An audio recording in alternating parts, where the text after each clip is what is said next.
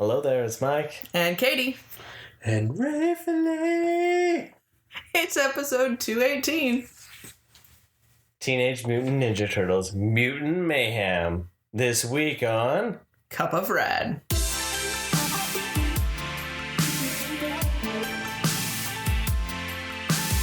Hey everyone, we're back at it. We've got Jesse in this corner. We got Katie on that corner.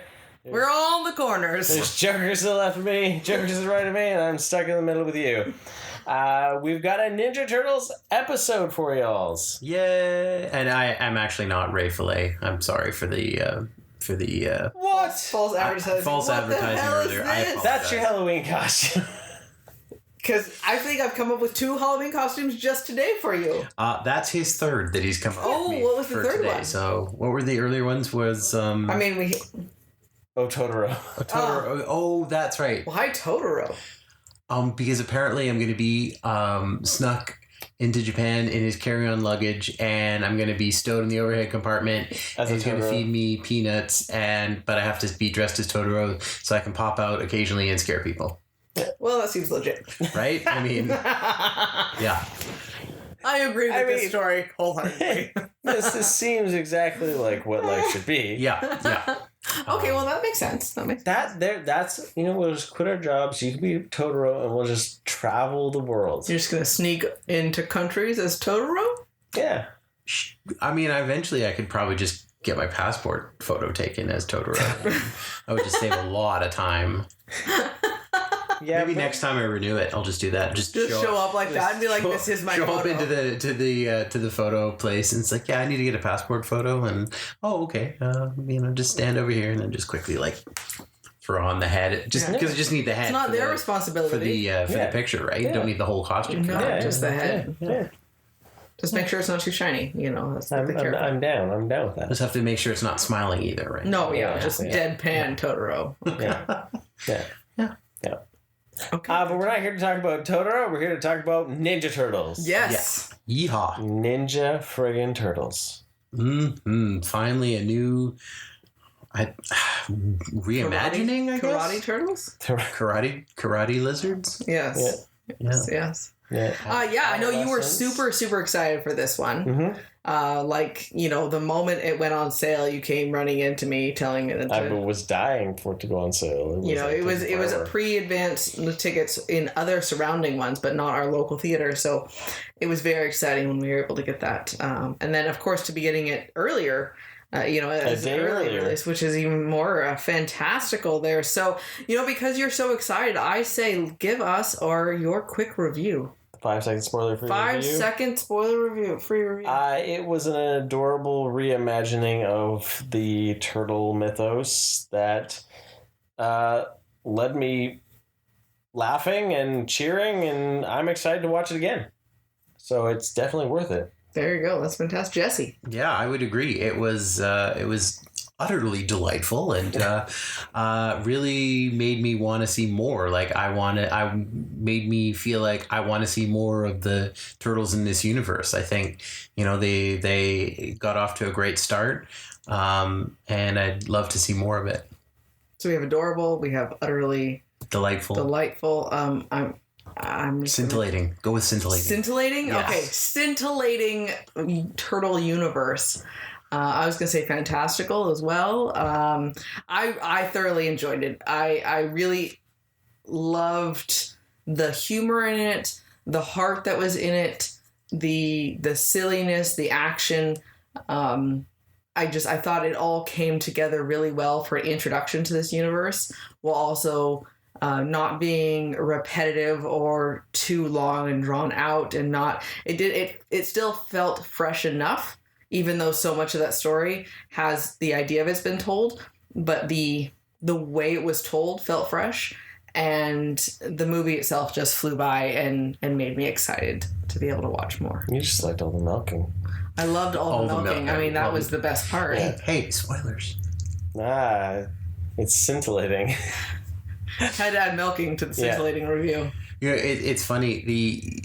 There was a little pre-show thing for that movie, and I think I forget who it was, but somebody from the movie was saying, oh, it's a good reimagining, and people who have seen all the Ninja Turtles 100 times are going to love it, and people that have never seen it before are going to love it. And I was really skeptical about that, especially about is it just going to be like a rehashing of things I've seen 100 times? But no, it was a really nice... It actually fit that review. It actually did. It was... There was lots of... I mean, if you'd never seen it before, you certainly got a complete sense of where they came from and how they came to be. And well, I think it did right by the characters as well, right? Absolutely. It actually, in my opinion, really each of the four turtles were unique in their own way, but also worked together as a team. There wasn't this divisive, extreme nature of them. They were really enjoyable they were characters. A cohesive unit too, which is nice, because that's something for me I felt like the Bay Turtles were not. They were all so separate. And this allowed them to be together, right? Especially because they do a whole, and we'll get into it spoiler wise, but they do a whole thing where it doesn't feel like any of them really get shortchanged. Like they all feel like they get an equal screen time. And character development, and it wasn't a focus on just one. Yeah. Yes. Right? Because Bay, it was like, oh, I remember like this turtle. Raph. It was Raph, right? And the others just get thrown aside. Yeah. And I think this one, I really felt equal time between them, right? Yeah. So, okay, well then I don't think we have much more. The animation was pretty stylized. Like it was beautiful. Amazing. Animation was beautiful. It was very much like the claymation-y stop motion meets like a kid's scratch pad. Mm-hmm. Right? Yeah. Like, and you know what? The other thing was cool. Like I'm all for some of the fun. Say like something like Spider-Verse has, where it's a little bit more breaking the wall, and it has something like that. This didn't have that, but also had a very raw feeling, right? Mm-hmm. Like it wasn't. It was kind of gritty, but in a very comforting way, almost, right? Like I don't know. It was. I knew kind of the style from the different trailers and everything, but it really came. Well, like very much all the different styles. Well, a lot of the designs also look very much similar to like Paranorman. Yeah. And like every human's face wasn't like normal. They were slightly askew, or a little bit off center or weirdly shaped. Yeah. It kind of like that was part of their character design, was the shape of their face. Yeah. Which I thought was very cool. Yeah, similar to Paranorman. Yeah. Those are weird looking people in that one. So. But I mean, even the turtles themselves, they were all unique in their shape as well. Yeah. You know? Which was cool too, is because they were all unique in their shape and their size and their features, but they were not so different like Rise, where Rise, they were like completely... They, Leonardo, to me, still looked like the old action figure. Yeah. I think there were some cool throwbacks to, with some... Silence your phones during the recording of the podcast. What is going on right now? And that's a reminder too. When you're in a movie, turn your phone off, you dipshit. But I'll just leave. Actually, you know what? It was a very nice. Yeah, that was like gentle. The most. It was gentle. Calmest. That's right. It wasn't. Like, if mine had gone off, it would be like, oh god. I lost my train of thought though. What was I talking about? The turtles different. Sizes, shapes. Yep. Sizes and shapes. Interesting. We'll circle back there, I guess. Yeah. Well, let's spoil this like penicillin on pizza.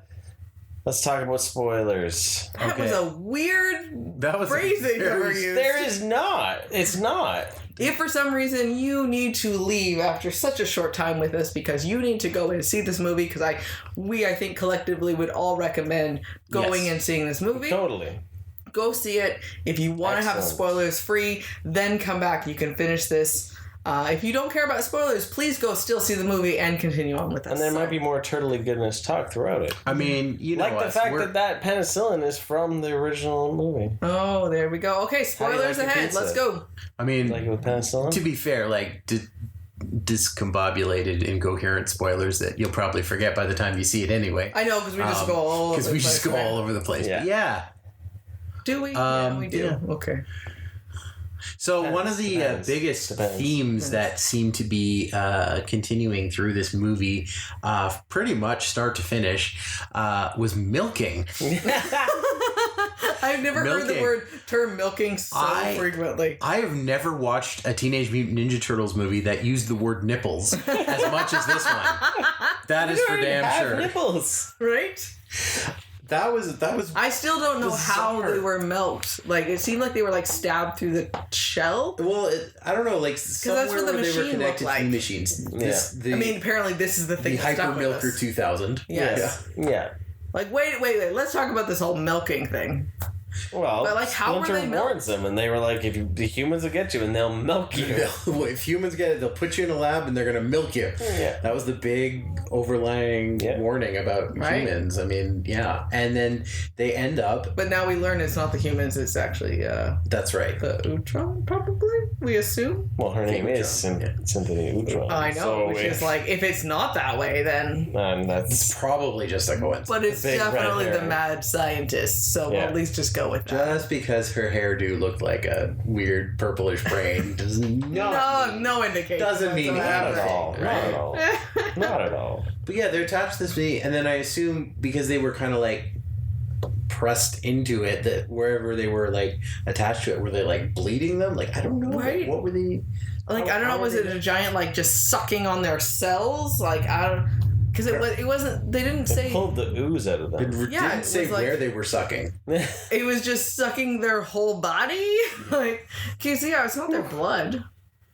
It was just the ooze. I wouldn't think their blood would be just ooze. It shouldn't be, but it was like. But then she did say that DNA. she needed their blood. She did say that. Yeah, but to like synthesize the ooze. But why would their? I mean, I guess they're mutants. Their blood could be green, but I mean, we have questions about the milker.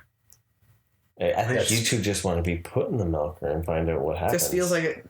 I mean, do you want to get sucked on, Jesse? I mean, I wouldn't say I don't not want to get sucked on. I mean, if I'm being perfectly honest, right? Okay, we can change it because we don't ask them if they want to be milked. Do you want to be milked? Well, unlike the turtles, I do have nipples, but I don't know how successful you'd be, but I mean, if you really want to try. I'll submit and let's just for science purposes, just figure out what happens. So live stream next milking Thursday night. Justimus Prime. Oh, there is a temptation to at least try doing something like that and just like trying to like fake do something. Oh. Okay. So I was a little worried. Your favorite turtle is Donnie. Donatello, yeah. So of course, I know that was my biggest thing was like, how are you feeling about that? So how was I really like this. The trailers, I was actually really worried because he seemed a little kind of whiny in it. But he was very composed. And he was, as much as they played off the stereotypical nerd with like the glasses and the headphones and like those kind of things, I think they did a really good job at playing up his intelligence, but without being nerdy. Mm-hmm. Right, and he had confidence. Yeah, yes, which is what Donatello. Yeah, he wasn't all like lacking a lot of. He's like, oh, I don't know if I'm going to be able to do this or pull this off. He was a nerd. He was like, still like, oh yeah, I got this guy. Yeah. That was what was really cool. Like the fact his only whining was like, I just have a stick. Yeah. But then finding the power of the stick. Yeah. You know. Well, he wasn't too thrilled about getting a side of the knee. No, there's that. Yeah. Guys, I only have a stick. Yeah. Why do I only have a stick? Jesse, do you have a favorite turtle? I do have a favorite turtle, and it's a little bit boring because it's actually Donatello. Of course it is. Yeah.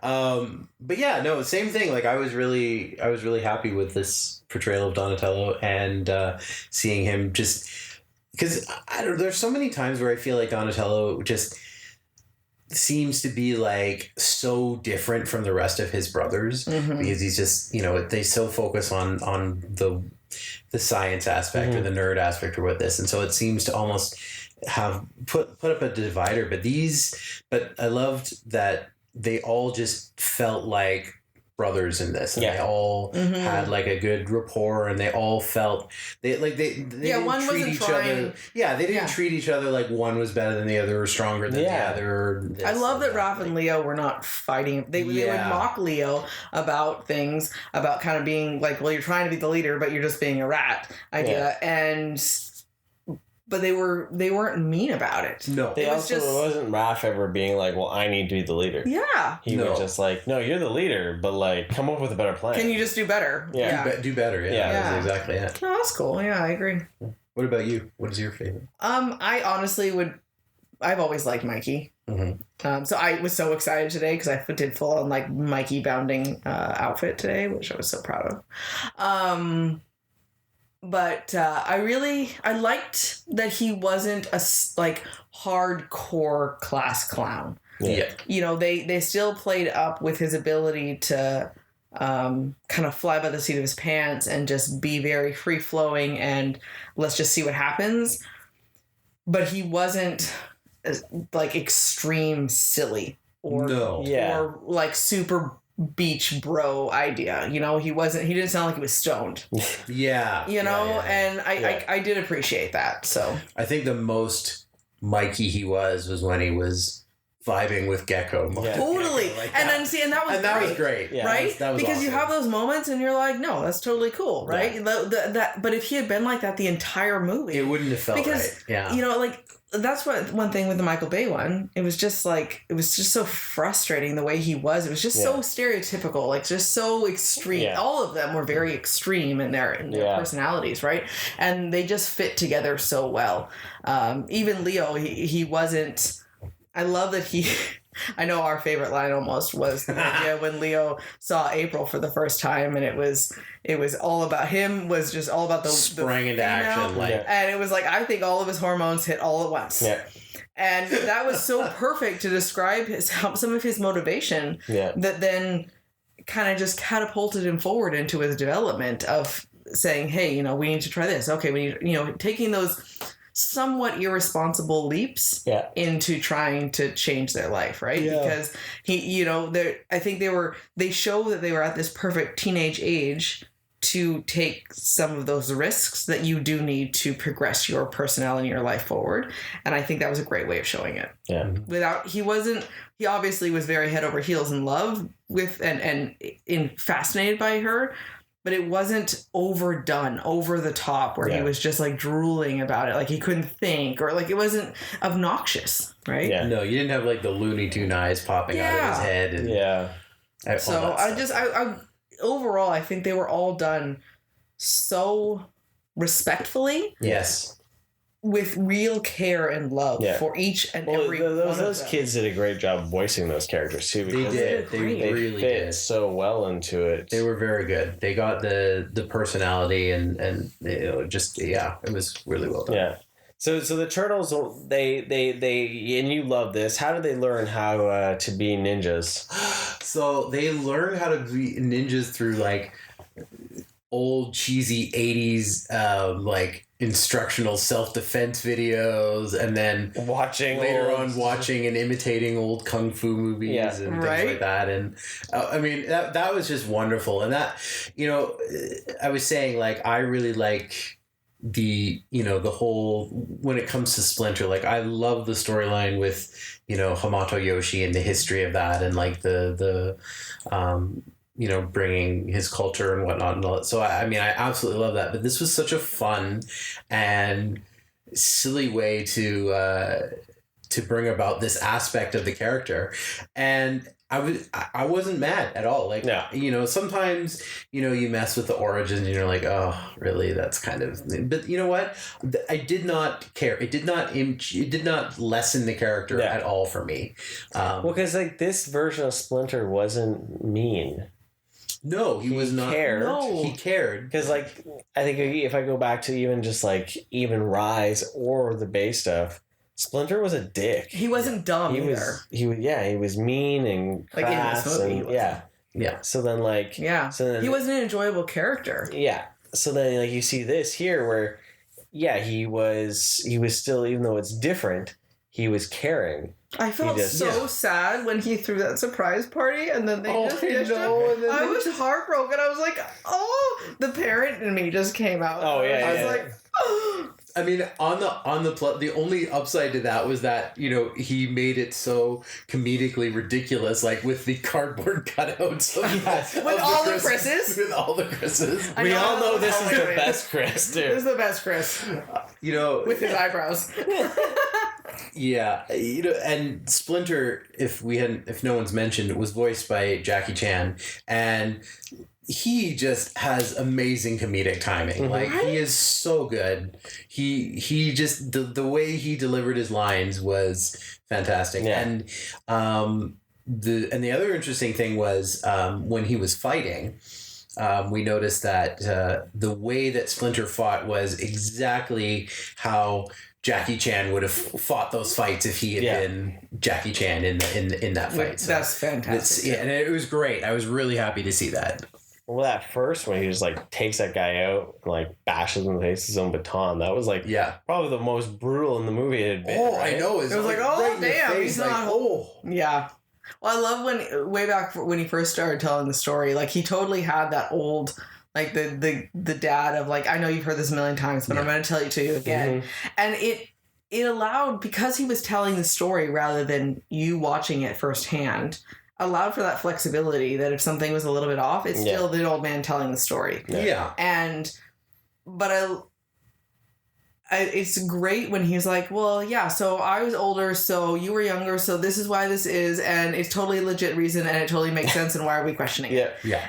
And so we're just going to move past it. I was like, so you're at least acknowledging that that's a weird switch, but okay, we're just going to accept it. But you're saying it, and that in itself was just hilarious. Mm-hmm. It was great. And that format, too, of telling the story also allowed for us to get through the origin story just like boom, boom, boom, boom, boom, without having to like watch it all play out. Story in itself. Like, it was so heartwarming as well. It wasn't just like, you know, I found you guys, and like then I decided to train you as ninjas. It was like, no, he had a reason to train them as ninjas too. Like, there was a motivation for it. You know? And it showed what a father he was. And I thought that was really such an important part of Splinter is the father aspect, not just the sensei aspect. And that was really apparent throughout the whole movie, you know, with him trying to watch out for them, trying to care. He wasn't cold about it when they were coming home. Even the party, you know, it was legitimate sadness. But then when April does come and say, hey, you guys are in trouble, there's not a question. It was like, he's just there. Yeah. You know, and it's like, you were legitimately a dad. Yeah. And, you know, and then throughout, when everyone's threatening, that's his superpower strength, right? And so that's why it was just so devastating when he couldn't get up to help them at the very end. And then it gave that point in the story so much more power of him relinquishing some of that control and trusting someone else to help him, right? So I was really thoroughly impressed with that, because I know Splinter has been done really well, like in 2014, and then really shitty. Yeah. And this was very well done. Yeah. Very simple story too, with his history, right? It didn't need to be some big grand thing. Yeah.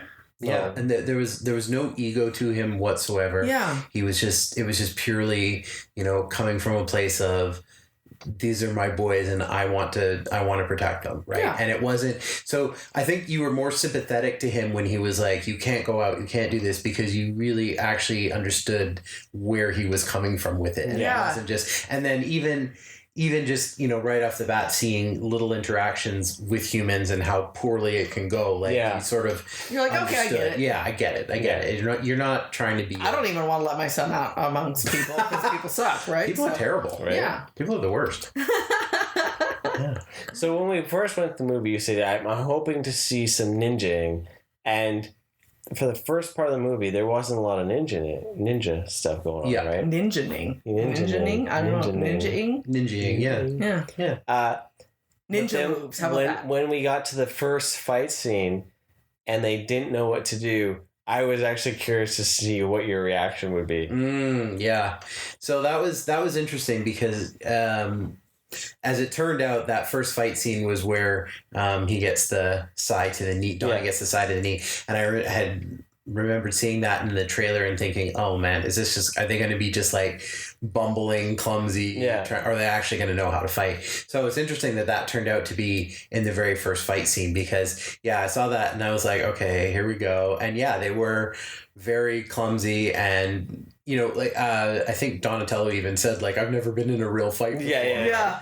So I'm like, okay, but then it just took a little bit of confidence, like landing a couple of hits, and then it's like, oh yeah, we're freaking ninjas, we can do this. Yeah.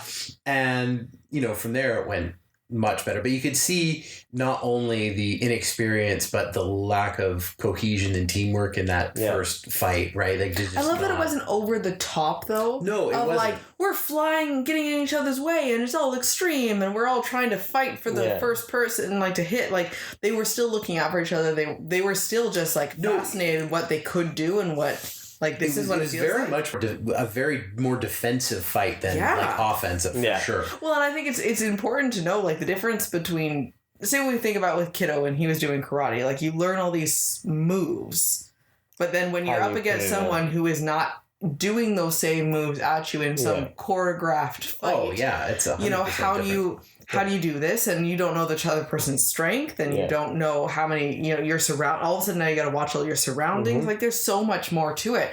That scene was really interesting to see that progression. Well, especially because it was like Raph was just like chaotic and all over the place, and like Leo was like yelling at him, and like Mikey was just trying to not get hit, right? Yeah. And Donatello was like freaking out that I only have a stick, and then he finally realized his stick was useful. Right. Stick was very useful. So, I thought that was a really good opening, kind of just to show what they could do, and then that just led into a multitude of scenes, and I thought this was a cool way of doing it. They had 4 different places they ended up having to go. Right, where they're tracking down the four people, the like mob bosses. Yeah. Kind of thing. And each one is the exact same scene, but each one is led by a different turtle, which then cohesively like spins into seeing like the same scene done differently in 4 different ways. And like, it was a cool way to give each turtle their due. But right? in a quick succession and get that scene done with, but show that they did all of that. And so like that was pretty cool to experience and that's when they picked up their actual ninja-ing and all that, right? So they got so much more confidence and excitement about what they were doing, right? They had some good hormones going at that point. So really kicked in, right? You know what? I wasn't sure how I would like April, and because they didn't really show a ton of her in any of the trailers or anything like that. No. And I was pleasantly surprised. I really enjoyed her character. She was, it wasn't like she was overly involved with wanting to do with the turtle. She had her own reasonings for things. And then by the end, you get that more of a stereotypical, like, reporter aspect that she moved into, which I thought really exciting. Like, I got so excited when she was starting to be, like, confident with in front of the camera and everything. But I really enjoyed her. She wasn't irritating. She wasn't. I think she was. And she had just the right level of confidence and acceptance, but she was very matter of fact and frank. I love when they're like, "So do you think people will accept us?" No, I really don't. Yeah. That was great. Like, I love that your realism. That's fantastic. You have good honesty. Yeah. What I really liked was she was necessary for the movie. She wasn't just a background character that could have easily just not even been in there and nothing would have changed. Like, she was, she played a very critical role that's a good point, in the progression of the story, and she wasn't just this female. She wasn't just, and she wasn't damsel in distress. And she wasn't. Yeah, she was always just fine by herself. Yeah. The only reason they got involved was because of her scooter, which they really caused the distraction. She wasn't ever needing saving herself. No, and I mean, had she been aware of what was happening, I almost feel like she could have probably stopped or taken care of the guy on her own. But Did you like that they had the little turtle van moment? Yeah. That was pretty cool. That was cute. I know, I like just that. jumped all over the place, right? But I had my moment. I was like... Well, there's like those little nods here and there. Yeah. But what was nice was there wasn't really any blatant like fan service nods. So No, it wasn't like, something would happen and then you'd almost feel them turn to the camera and wink like or wink. something. Yeah, exactly. Yeah. Like, look what we did. yeah, I think that was cool Yeah. to have. So you got a whole bunch of mutants. Superfly. Yes. It's not Baxter Yes. Stockton. We haven't even talked about all the mutants. Superfly. Oh my goodness, yeah, the cavalcade of mutants. Baxter was his dad.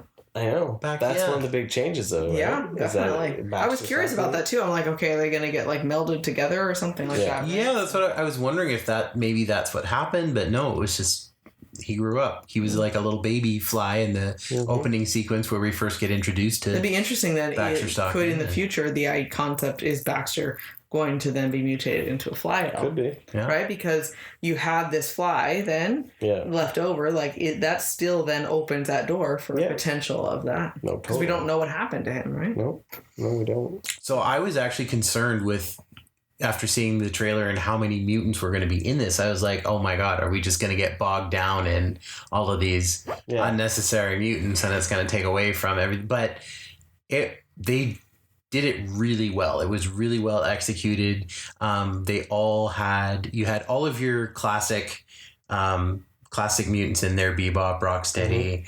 It's Rocksteady and Bebop. Sorry, Rocksteady. Rocksteady and Bebop. You can't say Bebop and Rocksteady. I'm so sorry. I don't know what I was thinking. Anyways. But yeah, and then Leatherhead, Ray Fillet, obviously, and Mondo Gecko, and all these great characters. Ray Fillet. Wingnut, but missing Wingnut. Screw Loose. Yes, I was gonna say. we did not have Screw Loose. I noticed that too, and I was thinking, did I miss it? Like, was there like a little thing that I missed? But Yeah. And introducing Paul Rudd as Mondo Gecko. that was fantastic. Gosh, I hope he goes on to do good. I know. I mean, he was just a great grace for start. He was such a good Mondo Gecko. Right? He was. Sorry. I'm a hugger. Yeah.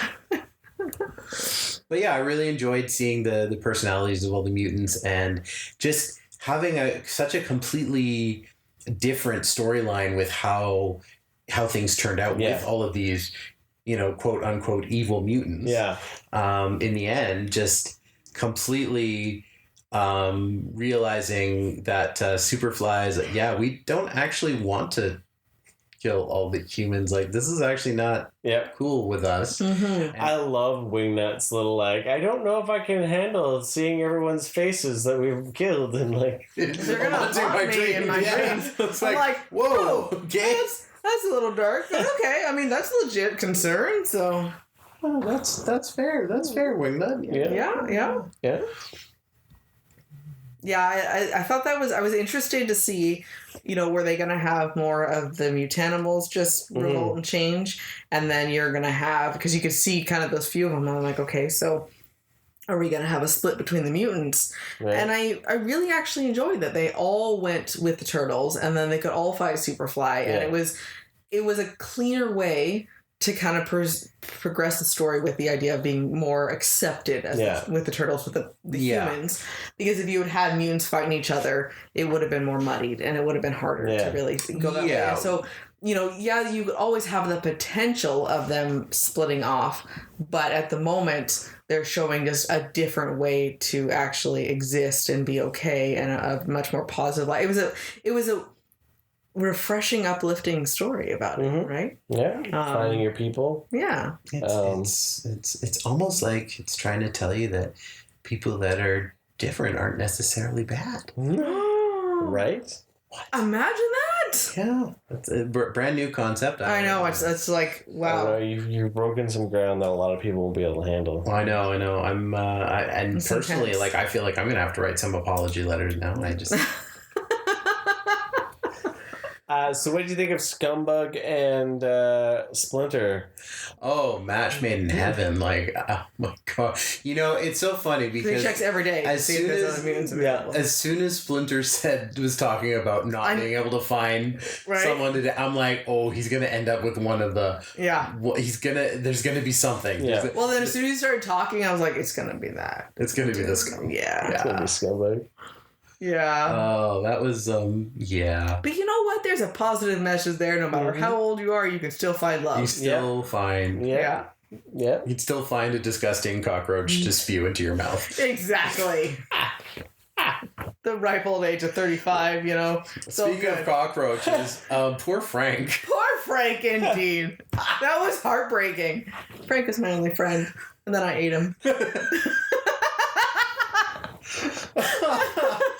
It was one of those things where it was so fast you almost like Like, what? what just happened? But yeah, that was hilarious. That was great. So, what was his name? What did he call himself when he became gigantic Godzilla? Super duper fly. Super duper fly. I love that he combined like all the animals of the ocean and the zoo in one giant mega Godzilla mutant. Yeah. Yes. I mean, he had horse legs. Yeah. He had Not just horse legs, but horses for legs. his legs were literally made up of mutated fused horses. It was such a grotesque It was creature. so like I really want to look at it in stop and just be like, these are all. That would be an animals. art book. That would be the one for the art to buy the art book to look at to see like because like Just point out he all had a the animals. giraffe on his face. And a squid and Is it? You know what they should do? They should make like a Lego figure, and all the blocks for the leg are just horses that fit together. Oh. Nice. You know, yeah, he had like a whale's body. Yeah. Yeah, he was like a whale, like a whole whale, Yeah. and then he had a like. I love that he had narwhals for one hand, Fingers. Yeah. and then he had a claw, and then he had like weird legs made out of horses, and then he had a giraffe and a squid on his Yeah, face. there's an off of ostrich in there somewhere. There was too. an ostrich somewhere. Yeah, that's right. There was. Yeah. Yeah, and yeah, that was definitely a creative design. That's for sure. I mean, I was having a real hard time trying to figure out how it was actually created, but you know what? As you had pointed out, we're going to suspend some belief. Suspend a little disbelief. Well, this is for the fact that the zoo in New York apparently has tons of horses. Yeah. I've never seen a horse in a zoo, but okay, we're just going to go with it. I love when they get the gun thing that can demutinize things. Mm-hmm. That he shoots it and it only removes Hits the one leg. single horse out of the leg of horses. It demutinizes one horse from his leg, and then he's just like, "That's fine, run away, horse." I don't need you. I don't It's just need one little horse. So how does it work to actually demutinize all of him? Because they put it into his. I know where they put it. Yeah. Put it in his hole. But they put it into the blowhole, which theoretically would go into his bloodstream that way because it was. Why is a blowhole a bloodstream? It's Because just it was air. spewing. It was spewing the oozy stuff. So So it was like an open wound on his back? yeah, more than a kind blowhole? of. Yeah, because obviously he wouldn't be breathing through it. So So we're just gonna say that was his weak, That chink was in his his armor, Achilles heel, and yeah. okay, Yeah. his Achilles hole. that's Yeah, Achilles when hole. you stick something deep inside someone's hole. I mean, something's gonna happen. Yeah. Okay. Yeah, you're gonna feel it in your whole body. Especially when you pop. So, whew, yeah. Okay. So, Good to know. Okay, that was a question, just how that whole thing worked. wow. Here all week.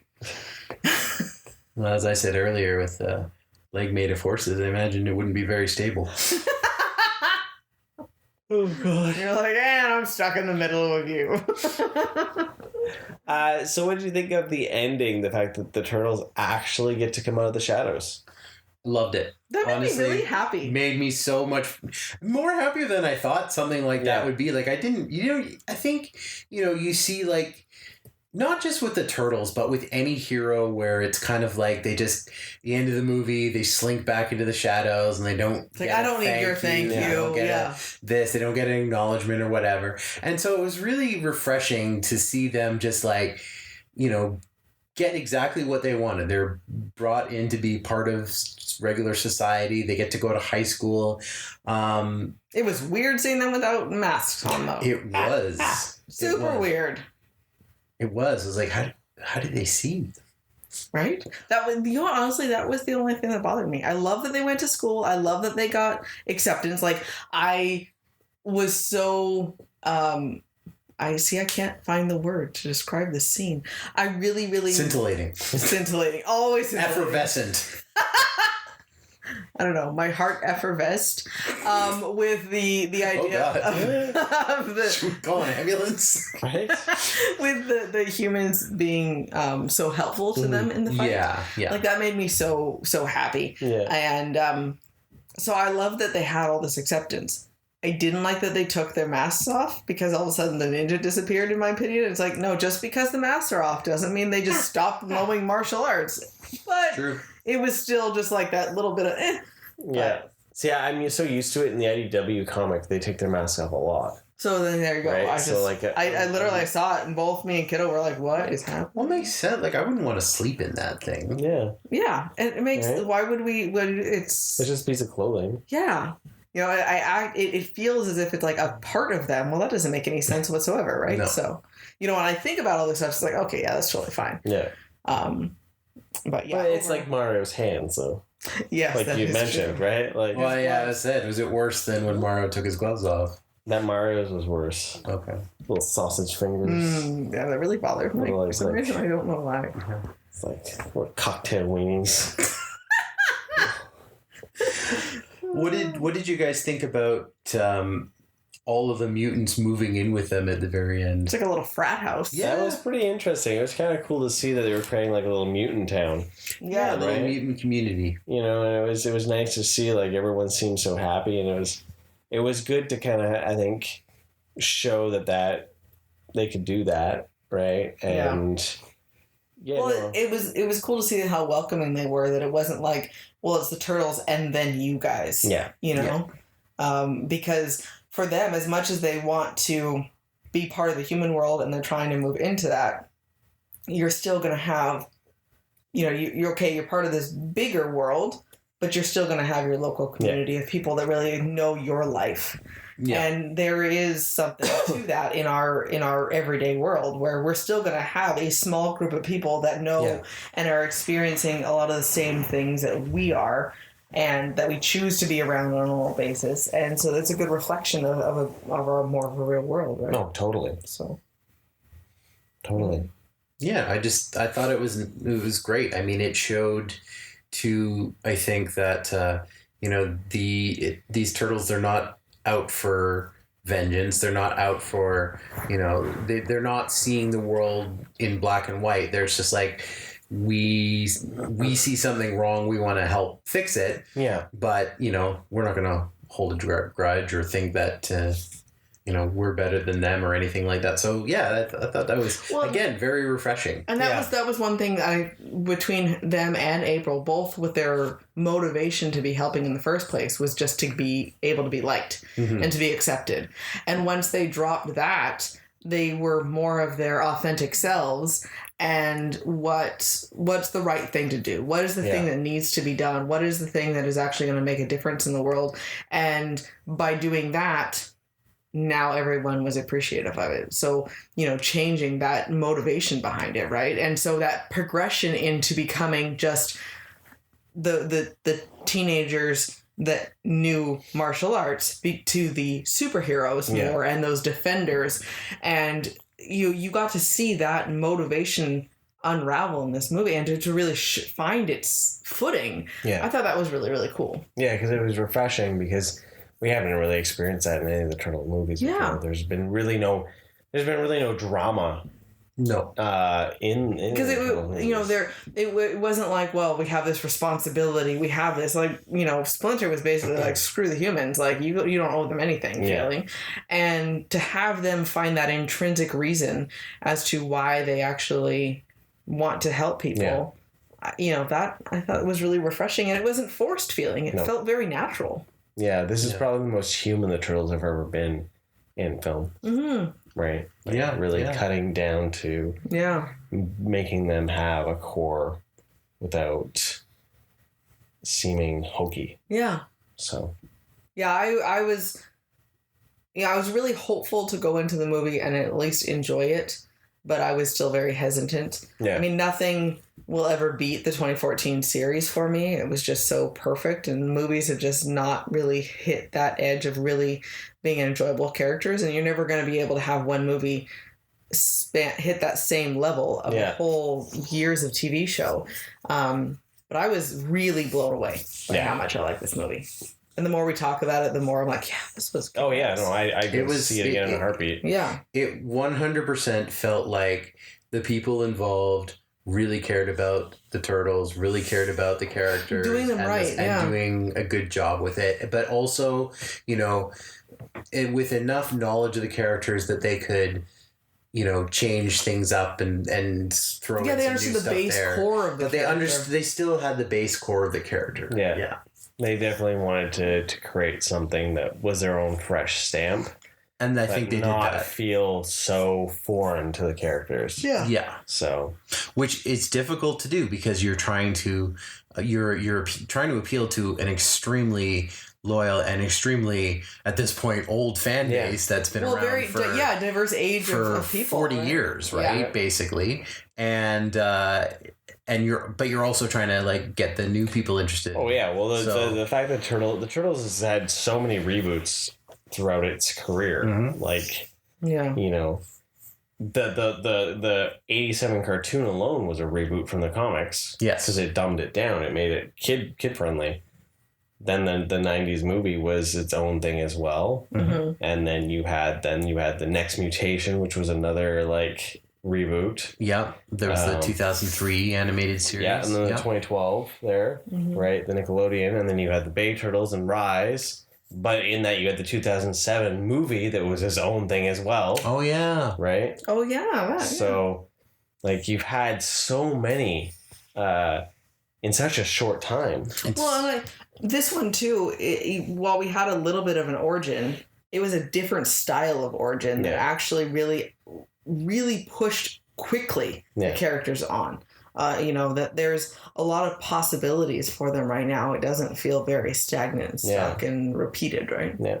Well, like, cause like I look at that too, is like, you know, Kiddo in his short life has had the 2012, the Bay Turtles, Rise, and now Mutant Mayhem. Yeah. Four reboots.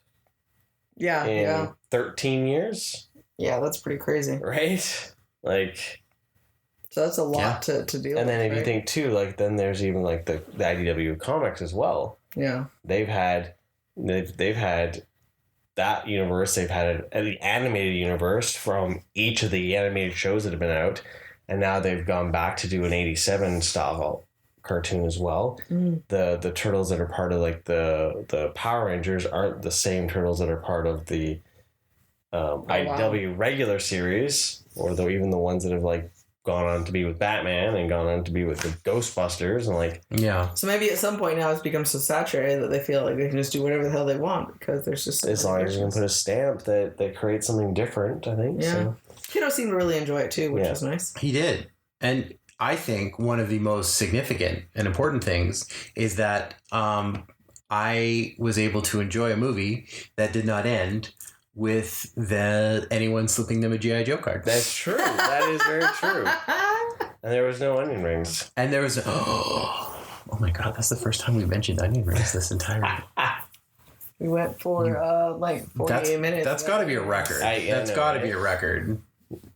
And that was you that brought it. I had to because people would be sad if it didn't happen. You know what? You're right. So there is no end credit scene, but there's a mid credit scene. So what did you two think of the mid credits?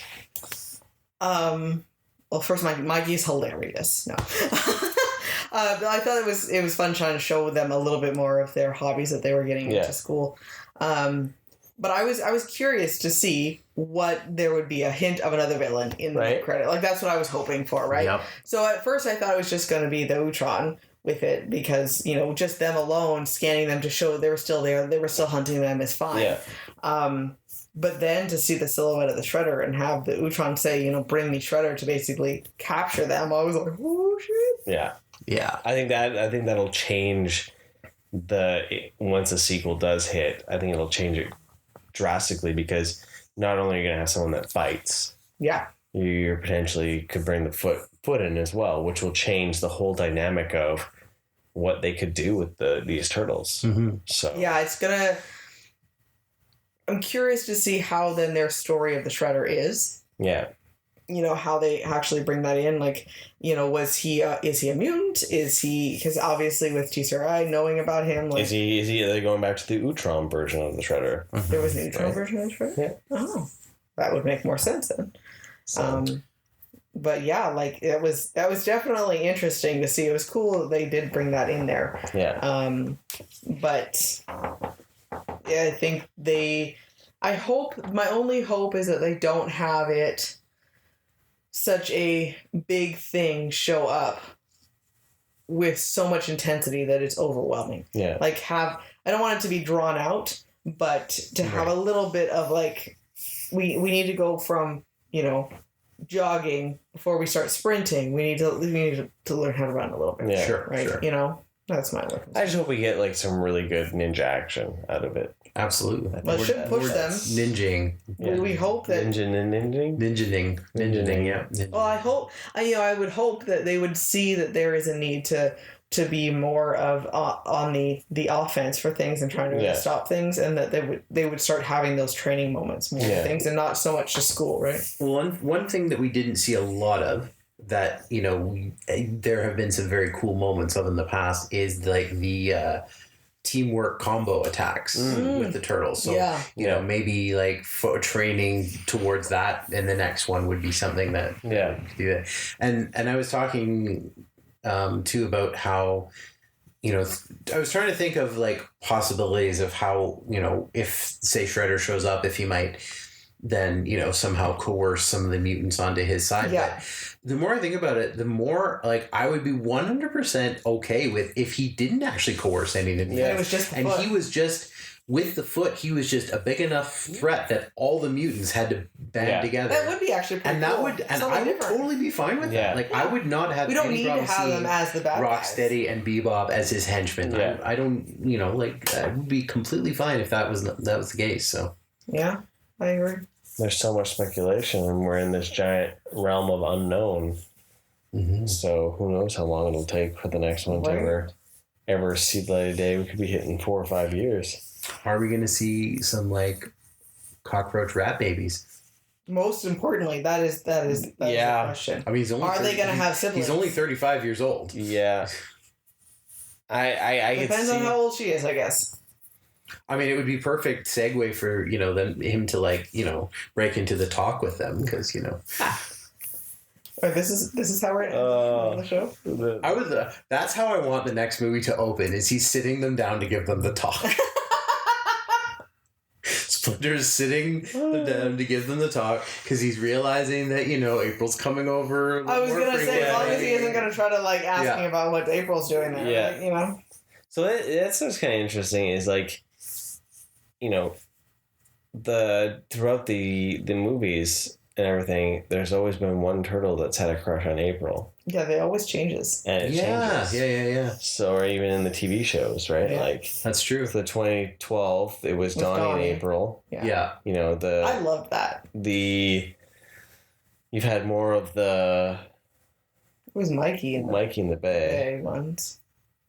Raph was a bit more in the original. There was some more Mikey in that one. I guess. It was mostly Mikey, I think, in that in the original. Yeah. But just interesting to see that. Yeah. But I don't remember a lot of times where it's been Leo. Yeah. Last name Nardo. Yeah. Leon Ardo, come on. Oh, sorry, Leonardo, right? Yeah. That's good. I was very happy with that post credit scene that we got to see Mikey in the improv class that he signed up for Right. when they were in the school originally. Like, Just because the whole time that he's doing that, he's like, yeah, well, this is 2 weeks away. We could be, and you're just thinking like, there's no freaking way. Like, there's no way. Yeah. Like, I love the enthusiasm, but no. And then he actually is in that improv. Like, that just made me so happy. Was it punny enough for you? It was. Yeah, it was. Nice. Well, I think that was overall a success. Absolutely. Yeah. I think, I'm excited. I'm excited to see where to go. Like, I would gladly go see it again. Yeah. Which is... Well, Kiddo's already decided, because he still wants to go see Barbie with me, that you guys can go see Turtles again. I want to see Barbie too. Okay, then Mike can go see Turtles again. I'm down. Or we're all going to see all of it again, Yeah. When we get our giant 30-something degree weather, we'll just camp out at the theater. Right. Oh. There's worse things though. There is. Well, Jesse, thanks for joining us. Oh, my pleasure. Thank you again for having. Well, I mean, I couldn't let everyone down. We said we were going to do this for Turtles during the indie one, and can't let my peeps down. We went and had pizza afterwards. So that was an excellent evening. So it was good times. So you can't not see a turtle movie and not have pizza. I know, right? Yeah, like that's sacrilegious. You see the movie, you have 24 hours to consume pizza, or just. Something bad's gonna happen. Something bad, yeah. It's like The Ring. It's exactly like The Ring, 100%. Yeah. Well, thanks for joining us, everyone. Have a wonderful day. And remember, stay rad. Bye.